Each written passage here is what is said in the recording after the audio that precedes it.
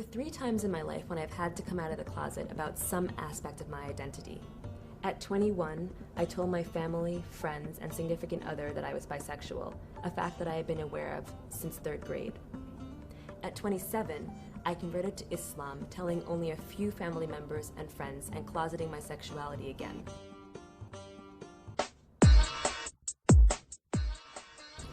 My connection to Islam is visceral. I was drawn to the community, culture, and tradition.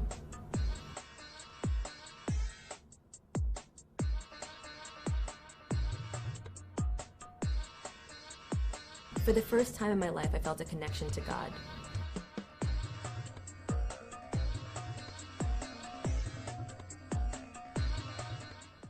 I chose to hide my sexual identity because I expected most people following the teachings of the Quran to believe that homosexuality was forbidden in Islam.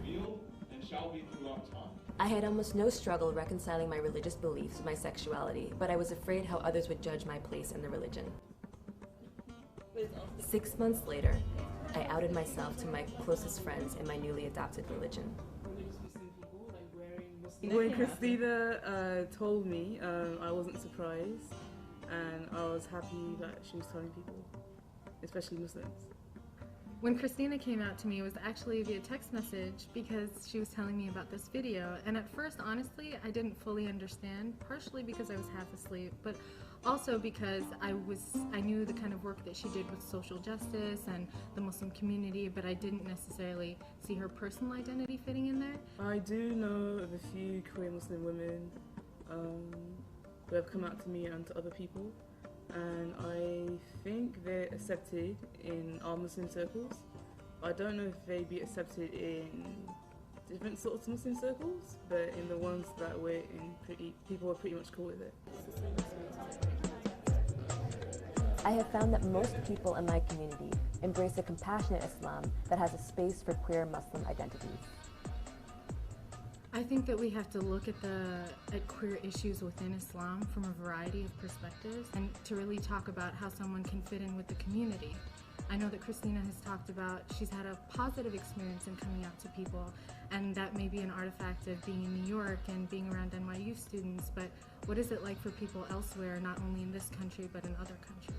In our tradition, we're taught that the Prophet, peace be upon him, was one of the most generous and most open and inclusive people, and that's why he was liked by everyone and trusted by everyone so much. And so if we're meant to follow his tradition, we should also follow that example.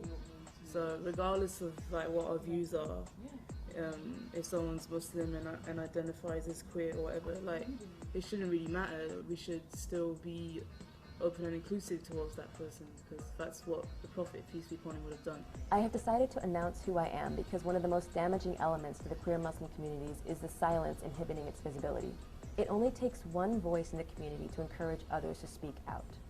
We need to show that Islam does not have to be an obstacle to queer identity.